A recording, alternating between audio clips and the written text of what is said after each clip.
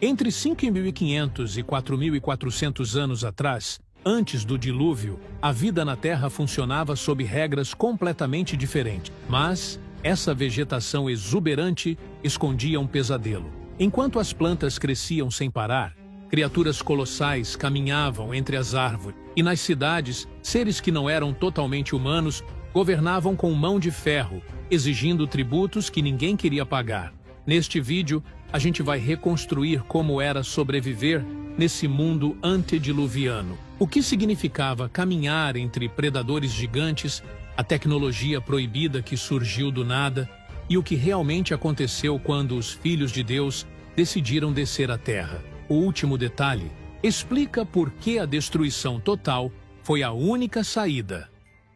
Sair de casa naquela época significava entrar num mundo que não foi desenhado para a escala humana. Imagine caminhar entre árvores que não tinham copa visível, subindo tanto que você perdia a ponta de vista na névoa. Samambaias cresciam até 15 metros, formando um teto verde que bloqueava qualquer luz direta. E não era sol normal, batendo na pele, havia uma luminosidade difusa, constante, vinda de cima, como se o céu tivesse um filtro permanente.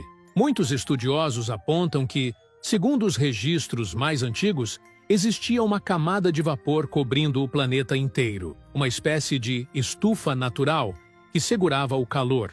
Mantinha tudo úmido e estável, sem tempestades, sem variação brusca de temperatura. Você caminhava entre troncos tão largos que 20 pessoas de mãos dadas não abraçavam. Alguns eram ocos e serviam de casa para famílias inteiras. Colher uma fruta virava uma operação militar cordas, equipe, gente subindo durante horas. Mas a vegetação era o menor dos seus problemas. O perigo real avisava quando o chão tremia. Você parava, olhava para o lado e via a manada. No livro de Jó, capítulo 40, há a descrição de uma criatura chamada Behemoth. A descrição bate perfeitamente com os grandes saurópodes, criaturas colossais pastando. O excremento deles formava montes fumegantes adubo natural. Sim, mas o cheiro era insuportável e ninguém ousava chegar perto. E não eram os únicos. Répteis voadores e aves de rapina enormes sobrevoavam as aldeias, pescando nos rios e, de vez em quando, pegando crianças distraídas. Por isso, telhados eram reforçados, muros eram altos e ninguém andava sozinho quando o sol baixava. A instrução de Deus era clara: dominem os animais. Mas me diz, como você domina algo com 20 toneladas? Só os espertos sobreviviam. Os lentos, os distraídos, eram eliminados pela necessidade bruta da natureza. Viver ali era travar uma batalha silenciosa todo dia. Mas, incrivelmente, não eram os animais gigantes o verdadeiro perigo. O pesadelo começou de verdade quando as pessoas olharam para cima e viram luzes descendo do céu. Luzes desciam do céu. Não eram meteoros, nem relâmpagos. Eram movimentos controlados, intencionais, vindo direto para as aldeias. Eles não desciam escondidos. Os vigilantes, é assim que textos como o livro de Enoque chamam esses seres, apareciam em praça pública, entravam nas cidades como se fossem donos do lugar. A primeira coisa que chocava era a altura. 2,5 metros, talvez 3, muito mais altos que qualquer homem da época. Mas o tamanho era detalhe perto da aparência. A pele deles emitia uma luminosidade fraca, como metal aquecido refletindo luz. Os olhos brilhavam no escuro. Eles falavam todas as línguas. Sabiam nomes, conheciam segredos de família que ninguém nunca tinha contado. E chegaram oferecendo presentes irresistíveis, sementes que germinavam na metade do tempo, técnicas de forjar metais que ninguém conhecia, segredos sobre as estrelas, plantas medicinais, o movimento dos planetas. O livro de Enoque lista os nomes desses líderes e o currículo de cada um. Azazel ensinou a guerra, espadas e escudos. Shemiasa ensinou a feitiçaria. Baraquel, a astrologia. Foi um download de conhecimento que levaria gerações para ser desenvolvido naturalmente. Tudo de uma vez. Mas, claro, havia um preço. E eles não pediram ouro. Eles pediram as mulheres. Gênesis 6, fala sobre isso de forma direta e brutal. Os filhos de Deus viram que as filhas dos homens eram bonitas e tomaram para si mulheres as que quiseram. Não foi um pedido educado, foi uma tomada de posse. As famílias assistiam impotentes enquanto suas filhas eram escolhidas por seres celestiais. E quando essas uniões aconteceram, a biologia humana foi hackeada. As mulheres engravidavam, mas o que crescia no ventre delas não era normal. Eram bebês que nasciam com 1 metro de comprimento e uma fome que nada conseguia saciar. As parteiras sabiam, no momento do parto, que aquilo não era uma criança humana. Os bebês que nasciam dessas uniões proibidas já vinham ao mundo com cerca de 1 metro. Não era uma variação genética, era o padrão da nova espécie. As mães sofriam dores extremas e movimentos violentos dentro do ventre. Muitas não sobreviviam ao parto. Textos apócrifos descrevem o nascimento de figuras dessa época como algo diferente, bebês que abriam os olhos imediatamente e iluminavam o ambiente. Mas, com os Nefilim, o milagre era, na verdade, um filme de terror. O crescimento era assustadoramente rápido. Com 6 meses, já andavam. Com 2 anos, tinham a força de um adulto atlético. Quebravam móveis sem querer, derrubavam portas, machucavam outras crianças durante brincadeiras. Não necessariamente por maldade, mas porque não tinham noção da própria potência física. Aos 5 anos, já atingiam o tamanho de um adulto humano. Aos 10, ultrapassavam 3 metros e, na idade adulta, chegavam a 4 metros de altura. Alguns registros antigos falam em gigantes ainda maiores, o que pode ser exagero poético, mas a mensagem é clara. Eles eram titãs biológicos, arrancavam árvores jovens como se fossem gravetos, levantavam rochas que 10 homens não moviam. Matavam animais selvagens com as mãos nuas. Mas o detalhe mais perturbador não era o corpo, era a mente. Eles aprendiam rápido, falavam cedo, compreendiam conceitos complexos, mas não tinham empatia. O livro de Enoque diz que eles devoravam o trabalho dos homens, consumiam toda a produção agrícola, depois os rebanhos, depois a caça selvagem. Eles eram psicopatas genéticos, entendiam emoções na teoria, mas não sentiam. Viam pessoas como recursos, gado, não como iguais. Por que obedecer a um pai humano que você pode esmagar com uma mão? Aos 10 anos, muitos já tinham matado. Por impulso, por raiva, por curiosidade. E quando esses híbridos atingiram a maturidade completa, eles decidiram que não queriam mais ser filhos. Eles queriam ser reis. Imagine um governante com 4 metros de altura, força incalculável, e um apetite maior que o de 100 homens. Não havia polícia para te proteger. Não havia tribunal para apelar. A palavra dele era a lei. Quem questionava, desaparecia. Gênesis chama esses híbridos de homens de renome em hebraico. Anshei Hashem. Eram as celebridades da época. Heróis, campeões, governantes intocáveis. Eles construíam palácios de pedra bruta nas planícies férteis, erguiam muros grossos e exigiam tributos pesados, grãos, animais, ouro e mulheres. Estátuas colossais eram erguidas em homenagem a eles. Templos onde sacrifícios aconteciam, e a hierarquia era brutalmente simples. Eles no topo, humanos na base. Mas havia um problema logístico crescente: a fome. Como alimentar uma população de gigantes? O livro de Enoque descreve a escalada do horror. Primeiro comeram a colheita, depois os animais. E quando isso acabou, começaram a olhar para os humanos. Tradições judaicas antigas mencionam que eles desenvolveram apetite por carne humana e sangue. O canibalismo não era feito às escondidas, virou ritual público, altares onde pessoas eram sacrificadas diante de multidões aterrorizadas. Crianças cresciam assistindo a isso, aprendendo que a vida humana não valia nada. Gênesis usa uma palavra específica para descrever a terra. Hamas significa violência injusta, opressão crua. Assassinatos eram diários, corpos ficavam nas ruas. A Bíblia diz que toda a imaginação dos pensamentos de seu coração era só má continuamente. Não era um momento de raiva, era um estado constante de maldade. As lendas gregas de titãs devorando os filhos não eram invenção. Eram memórias traumáticas dessa época. Golias, séculos depois, com seus quase 3 metros, era apenas uma sombra, um eco genético do que esses seres foram no auge. O medo era a atmosfera que todos respiravam. Mas os Nefilim não eram os únicos responsáveis pelo colapso. Seus pais, os vigilantes, continuavam ensinando segredos proibidos. E, de repente, humanos comuns começaram a ter acesso a armas e feitiçarias que transformaram o mundo numa zona de guerra sobrenatural. De repente, as pessoas sabiam fazer coisas que, pela lógica da evolução natural, elas não deveriam saber por mais 1000 anos. Imagine uma sociedade que passa da idade da pedra e da madeira para a metalurgia avançada em uma única geração. Não foi uma descoberta gradual, foi uma transferência direta de tecnologia. O livro de Enoque é muito específico sobre quem ensinou o quê.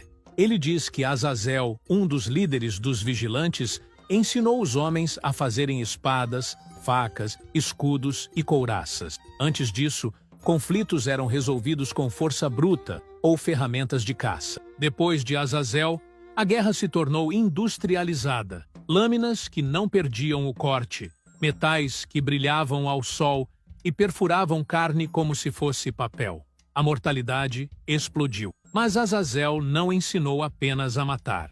Ele ensinou a seduzir. O texto diz que ele revelou segredos sobre metais da terra e a arte de trabalhá-los. Braceletes, ornamentos, o uso de antimônio, o embelezamento das pálpebras. Pode parecer inofensivo hoje, mas pense no impacto disso naquela época. A vaidade se tornou uma arma. A obsessão pela aparência física, adornada com joias e pinturas nos olhos, criou uma cultura de superficialidade extrema. Mulheres competiam pela atenção dos deuses caídos, homens competiam por status visual. E não parou por aí. Outro líder, Shemiasa, ensinou o uso de raízes e encantamentos, o que hoje chamaríamos de farmaqueia, ou feitiçaria. O uso de substâncias para alterar a consciência e abrir portas mentais. Baraquel ensinou a astrologia, fazendo as pessoas deixarem de olhar para o Criador para adorarem a criação, guiando suas vidas pelo movimento das estrelas. Gênesis 4 confirma essa explosão cultural através da linhagem de Caim. Tubal-Caim surge como o mestre de todos os artífices de bronze e ferro. Jubal cria instrumentos complexos, harpas e flautas. A música, que deveria ser adoração, virou ruído constante. O som nunca parava nas cidades. Festas que duravam dias, ritmos hipnóticos que abafavam a consciência e a reflexão. Era como entregar um reator nuclear para uma criança. A capacidade técnica estava lá, mas a maturidade moral para usar aquilo não existia. Eles tinham cidades muradas, armas letais, entretenimento 24 horas e manipulação genética. Eram tecnologicamente superiores a nós em muitos aspectos, mas espiritualmente mortos. E essa tecnologia criou um abismo entre dois tipos de pessoas que viviam na Terra. Enquanto um grupo construía impérios de pedra e metal, outro grupo tentava desesperadamente manter a humanidade original viva em tendas de couro. Havia duas humanidades vivendo no mesmo planeta, completamente opostas, como óleo e água. De um lado, você tinha a civilização de Caim.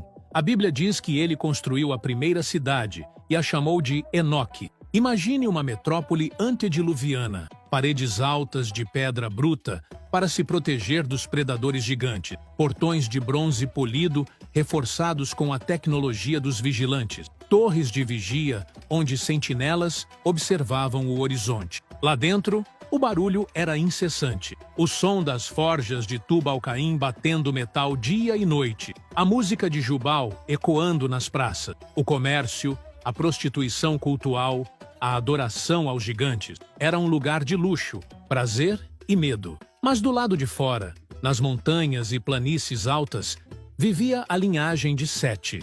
Gênesis 4:26 diz que, no tempo de Enos, começou-se a invocar o nome do Senhor.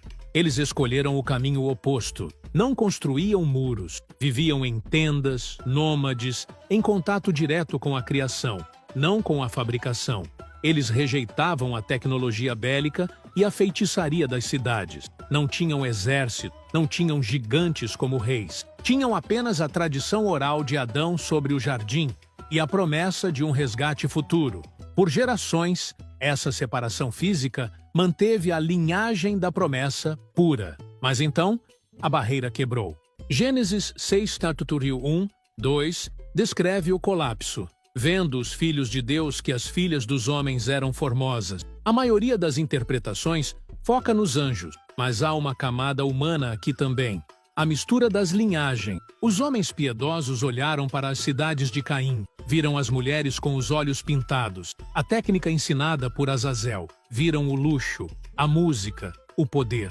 Eles desceram a montanha. A sedução venceu a santidade. Eles trocaram a simplicidade das tendas pelo conforto das cidades de pedra. Casaram-se, misturaram-se. E quando a última barreira de separação caiu, a maldade que estava concentrada nas cidades se espalhou como um vírus. O dilúvio não veio porque algumas pessoas eram más. Veio porque até os bons tinham se corrompido. A sociedade se tornou homogênea no mal. Mas enquanto a moralidade humana apodrecia, algo ainda mais grotesco estava acontecendo nos laboratórios e fazendas dos Néfilim. Imagine caminhar por uma floresta e dar de cara com algo que seu cérebro se recusa a processar. Um animal que não pertence à natureza. Gênesis 6:12 usa uma frase muito específica e estranha. Toda a carne havia corrompido o seu caminho sobre a terra. A maioria das pessoas lê isso e pensa apenas em pecados humanos. Mas a palavra hebraica ali é kol basar, que significa literalmente toda carne, toda matéria biológica. E o verbo shachat significa arruinar, deformar, destruir a função original.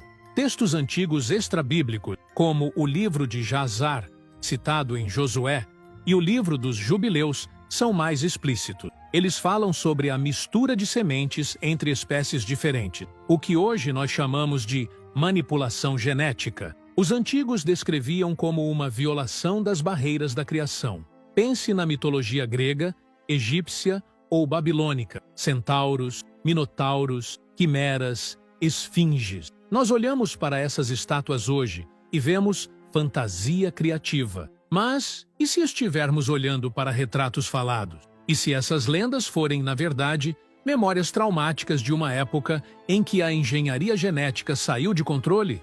Deus estabeleceu em Gênesis 1 a lei de que cada ser se reproduziria segundo a sua espécie.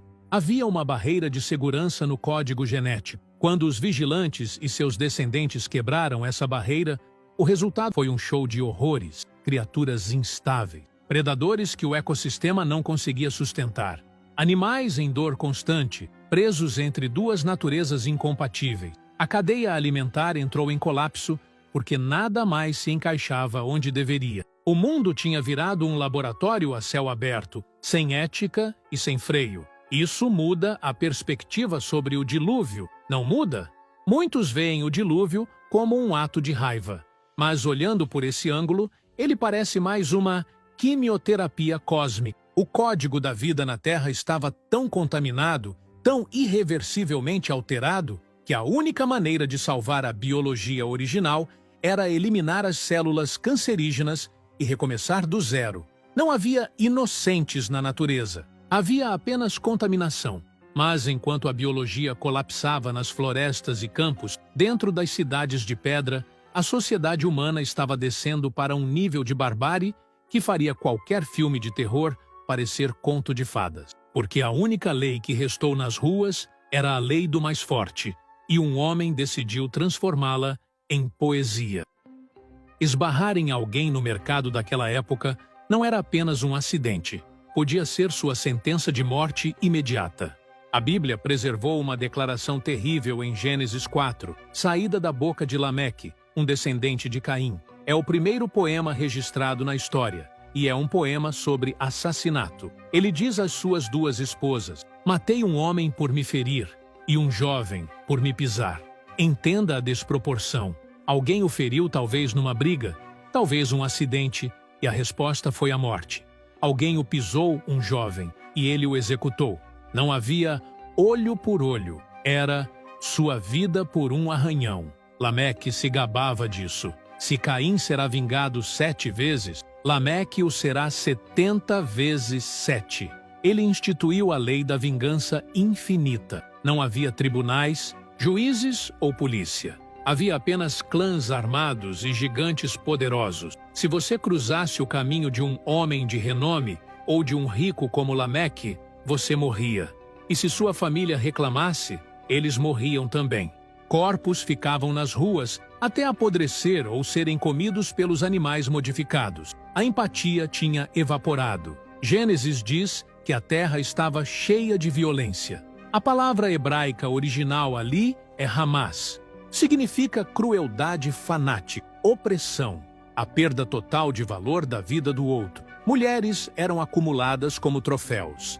Lameque foi o primeiro a quebrar o padrão de um marido e uma esposa, tomando 2 para si. O ser humano virou mercadoria. Gênesis dá o veredito final.